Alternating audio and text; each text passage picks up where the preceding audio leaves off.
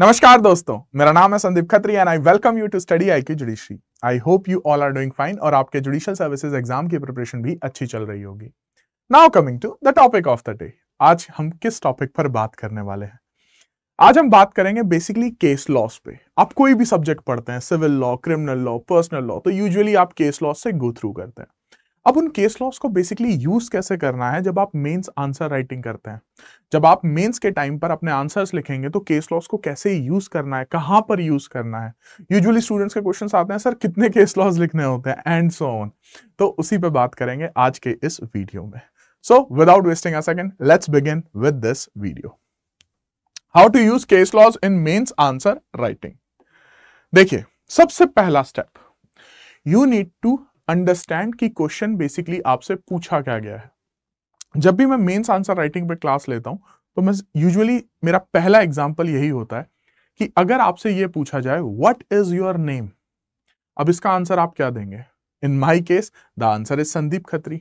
लेकिन अगर मैं आंसर करूं that I am from Narela Delhi, I have done my law from university of Mumbai, right now I am doing teaching eight study IQ judiciary, तो क्या ये इस क्वेश्चन का आंसर होगा? अब ये सारी स्टेटमेंट्स करेक्ट हैं, बट पूछा आपसे क्या गया था? व्हाट इज योर नेम, और आप आंसर क्या कर रहे हैं जो कि इररेलेवेंट है as far as this question is concern.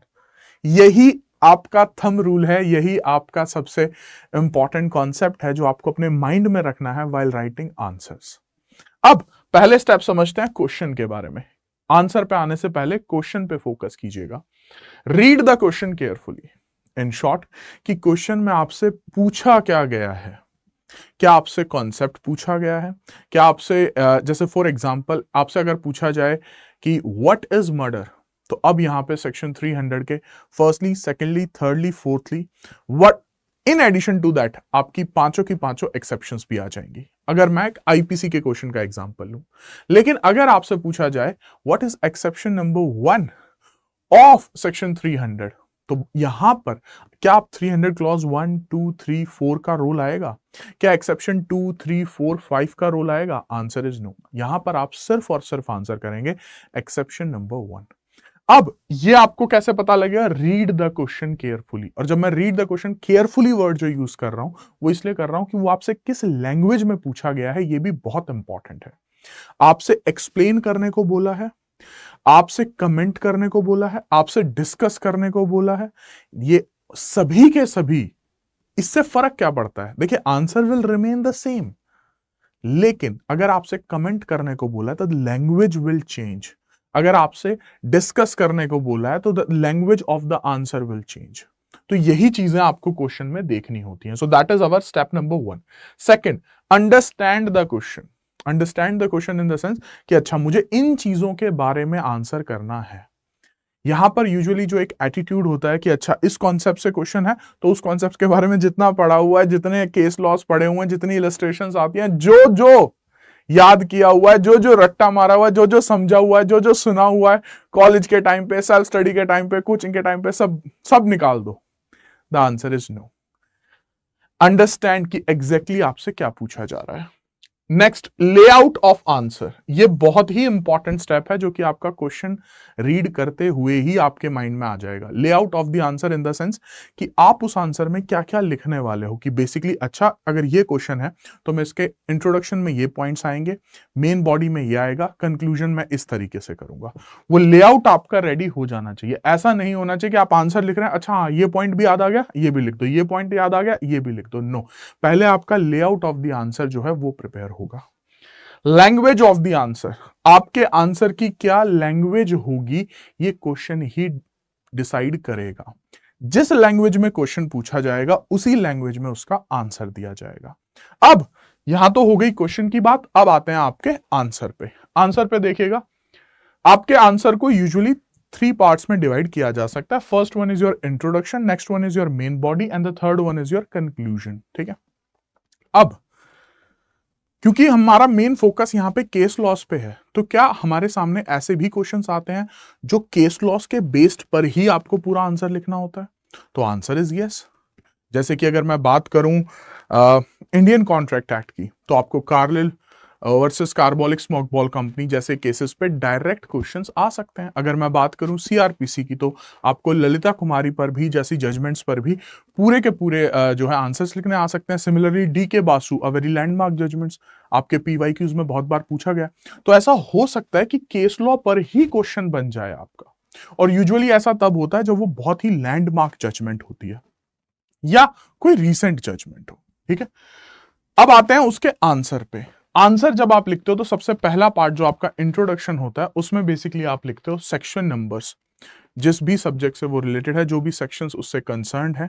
ठीक है, और अगर सेक्शंस उससे कंसर्न नहीं है तो आप इस तरीके से भी स्टार्ट ले सकते हो कि this concept has not been defined. लेकिन अगर उस कॉन्सेप्ट को कहीं पर डिफाइन किया गया है उसके डेफिनेशन क्लॉज में या इंटरप्रिटेशन क्लॉज में या किसी अंदर किसी डिटेल्ड सेक्शन में, तो वो सेक्शन आप यहाँ पे यूज करते हैं। मैक्सिम्स को भी आप यूजुअली इंट्रोडक्शन में जो है यूज कर सकते हैं, और सबसे इंपॉर्टेंट एरिया आपके इंट्रोडक्शन का होता है जो भी कॉन्सेप्ट आपसे पूछा गया उसका बेसिक मतलब क्या है, उसका मीनिंग क्या है। अब आते हैं जी मेन बॉडी पे। मेन बॉडी में आपके आ जाते हैं एसेंशियल्स, और उन एसेंशियल्स की आप एक्सप्लेन करते हो। इसके अलावा आपकी इलस्ट्रेशंस, ठीक है, इलस्ट्रेशंस आप बेयरएक्ट से भी पिकअप कर सकते हो, टेक्स्ट बुक से भी, और अगर आपको लगता है कि हाँ मैं खुद की भी इलस्ट्रेशंस बना सकता हूं तो आप खुद की इलस्ट्रेशंस भी बना सकते हैं। कॉमन मिस्टेक जो देखी गई है, जब स्टूडेंट अपनी खुद इलस्ट्रेशंस बनाते हैं तो वो गलती यूजुअली ये कर बैठते हैं कि वो इलस्ट्रेशंस थोड़ी सी स्ट्रेच कर देते हैं। आप 5 से 6 लाइनों में इलस्ट्रेशन नहीं लिखेंगे, यूजुअली आप मतलब कोशिश करेंगे मैक्सिमम 2 या 3 लाइनों में ही उस इलस्ट्रेशन को कंक्लूड करें कि वो किस तरीके से आपके आंसर को डिफेंड कर रहे हैं। ये सारी चीजें आपके आंसर को डिफेंड करने के लिए ही लिखी जाती हैं। अब आते हैं जी सबसे मेन एरिया पे, that is your case laws. जब आप केस लॉस पढ़ते हैं तो ज्यादातर चांसेस हैं कि आपने केस लॉस के फैक्ट्स भी पढ़े होंगे, इश्यूज क्या क्रिएट हुए थे, डिसीजन क्या आया, उसके रीजंस क्या थे। और जब हम डिस्कशन भी करते हैं किसी भी केस लॉ का तो यूजुअली इन चारों पर ही हम बात करते हैं। क्या अब ये चारों चीजें यहां पर एक केस लॉ की लिखनी है? सर कितने केस लॉ लिखने हैं, कौन से केस लॉज लिखने हैं? ठीक है, तो ध्यान से सुनिएगा, मैं इन सभी क्वेश्चंस के आंसर कर रहा हूं वन बाय वन। पहला, कोशिश कीजिएगा कि आप जो केसेस लिखें वो ऑनरेबल सुप्रीम कोर्ट के हों। ऐसा नहीं है कि आप हाई कोर्ट्स के केसेस नहीं लिख सकते, आप हाई कोर्ट्स के भी लिख सकते हैं, बट प्रेफरेंस दीजिएगा कि उस टॉपिक पे, अगर उस टॉपिक पे सुप्रीम कोर्ट का केस अवेलेबल है तो प्रायोरिटी आप उसे दें, पहली चीज। दूसरी, कितने केस लॉज लिखने हैं, इसका आंसर डिपेंड करता है कि वो टॉपिक कैसा है, पहला, नेचर ऑफ टॉपिक क्या है। ठीक है, अब जैसे कुछ टॉपिक्स होते हैं उस पर आपको लैंडमार्क जजमेंट ही 5 से 6 मिल जाते हैं। ठीक है, डन। और कुछ टॉपिक्स ऐसे होते हैं कि जिनके लिए आपको केसेस ढूंढने पड़ते हैं, तो जिन टॉपिक्स के लिए आपको केसेस ढूंढने पड़ जाएं तो उसमें तो यूजुअली एक केस लॉ भी आपका मोर देन सफिशिएंट होता है। लेकिन कुछ केसेस, जैसे कि अगर मैं बात करूं सीआरपीसी की, तो एफआईआर, अब एफआईआर पे बहुत सारे केसेस हैं, अरेस्ट बहुत सारे केसेस हैं। ठीक है, तो इन टॉपिक्स के केसेस में आपको यहां पे कम से कम 2 से 3 केस लॉज आप मेंशन कर सकते हैं। अब नेक्स्ट क्वेश्चन पे आते हैं। सर ये केस लॉस 2 से 3 करने हैं या उससे भी कम करने हैं, ये काफी हद तक डिपेंड करता है कि आपसे कितने मार्क्स का क्वेश्चन पूछा गया है। जैसे अगर 5 मार्क्स का क्वेश्चन तो 1 case law is more than sufficient. ठीक है, और अगर 10 मार्क्स का पूछा गया तो आप वहां पे 10 या 10 से ज्यादा मार्क्स का क्वेश्चन है तो आप 2 या 3 केसेस जो है वहां पे मेंशन कर सकते हो। अब आते हैं इससे भी इंपॉर्टेंट एरिया पे कि वो मेंशन करने कैसे हैं, क्या उसके फैक्ट्स, इश्यूज, डिसीजन सब कुछ लिखना है। अब कितना पार्ट किस केस लॉ का लिखना है ये डिपेंड करेगा कि आपसे क्वेश्चन में क्या पूछा गया है। अगर क्वेश्चन एक बेसिक कॉन्सेप्ट पे है और आप यहां पे केस लॉज मेंशन कर रहे हैं तो उस केस लॉ में पहले तो आपकी साइटेशन आएगी। फर्स्ट साइटेशन मतलब ए वर्सेस बी, और जो भी आपका ईयर है। ईयर यूजुअली स्टूडेंट्स ये भी कहते हैं कि सर याद नहीं हो पाता है साइटेशन, बाकी साइटेशन जो है पार्टीज के नाम और स्टेट, अगर क्रिमिनल की बात है या सिविल की बात है तो पार्टीज के नाम याद हो जाते हैं। तो देखिए कोशिश कीजिए, ठीक है, कोशिश कीजिए कि ईयर भी याद हो, बट अगर नहीं हो पा रहा है तो मेन बाकी पार्टीज के नाम तो आपको याद हो ही हो। ठीक है, और कौन सी कोर्ट का है, हाई कोर्ट, किसी पर्टिकुलर हाई कोर्ट का है या सुप्रीम कोर्ट का है, तो वो साइटेशन आपकी आएगी। इसके अलावा अब सुनिएगा, जैसे ही आपकी साइटेशन वहां पे आती है उसके बाद वहां पे आपको 2 लाइन में या मैक्सिमम 3 लाइंस में कंक्लूड करना होता है कि ये जो केस लॉ आपने मेंशन किया है उसका क्या लेना देना है इस पर्टिकुलर क्वेश्चन से। इस क्वेश्चन में जो पूछा गया है वो किस तरीके से उसका आंसर दिया जा रहा है इस पर्टिकुलर केस में। तो आपकी लैंग्वेज जो क्वेश्चन की होगी उसी लैंग्वेज में आप केस लॉ को कंक्लूड करते हैं। वहां पे केस लॉ का पूरा मेंशनिंग नहीं होता है। ठीक है जी, तो आई होप कि ये पॉइंट क्लियर हो गया होगा। इसके अलावा केस लॉज लिखने कौन से होते हैं, तो ज्यादातर कोशिश कीजिएगा कि लैंडमार्क केसेस उठाएं, ठीक है, और या फिर रीसेंट केसेस हो। ठीक है, अगर रीसेंट केसेस आपको मिलते हैं उसी टॉपिक पे तो वो एक आप कह सकते हैं आपके लिए +1 होगा, क्योंकि लैंडमार्क यूजुअली हर कोई स्टूडेंट लिखता है, बट रीसेंट केसेस वही लिख पाएगा जिसने इतनी रिसर्च की है कि हाँ 2022 में भी या 2021, ठीक है, आई थिंक 2020 से लेकर 2023 तक के आपके जितने भी केसेस होंगे अभी के एग्जाम्स के लिए वो आपके लिए रीसेंट ही कंसिडर किए जाएंगे। ठीक है जी, so this is how you are going to write case laws. ठीक है, उसके बाद लास्ट में आपका आता है जी कंक्लूजन, जिसमें आप कंक्लूड करते हो ओवरऑल कि आपने इस पूरे आंसर में, कंक्लूजन में आपका कोई भी नया फैक्ट नहीं आना चाहिए, कोई भी नया कॉन्सेप्ट नहीं आना चाहिए, वही चीजें जो आपने मेन बॉडी में एसेंशियल्स में एक्सप्लेन की हैं उन्हीं चीजों को आप 3 से 4 लाइनों में मैक्सिमम आप उन चीजों को कंक्लूड करते हो। Basically the summary of your answer, the conclusion of your answer. अब सर ये सारा कुछ जो हमने यहां पे डिस्कस किया 1 बाय 1, आपकी इसमें एक्सपर्टीज कैसे आएगी? What is the solution for that? कैसे हम अपनी मेंस आंसर राइटिंग को अच्छा कर सकते हैं? तो there is only one answer to that question, and that is something which is practice. Practice makes a man perfect. जितनी आप आंसर राइटिंग की प्रैक्टिस करेंगे उतना आपका टाइम सेव होगा इस सारे स्टेप के क्वेश्चंस को करने को।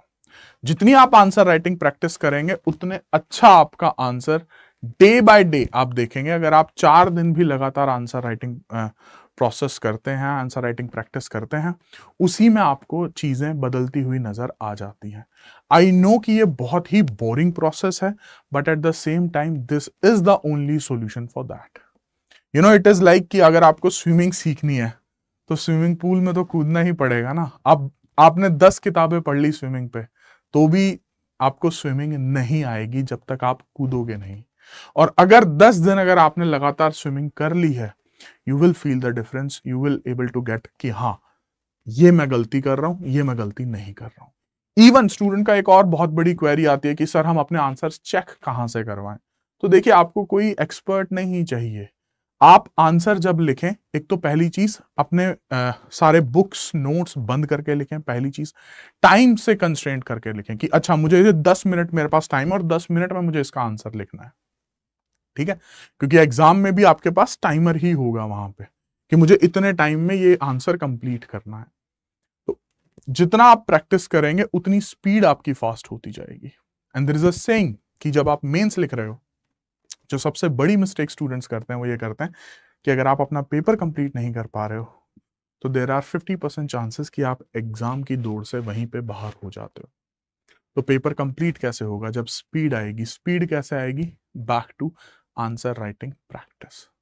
सो आई होप इस वीडियो के माध्यम से मैं आपको समझा पाया हूंगा कि आपको कितनी इंपॉर्टेंस देनी है क्वेश्चन को रीड करने में, कितनी इंपॉर्टेंस देनी है आंसर की फॉर्मेटिंग पे, और किस तरीके से केस लॉस को यूज करना है।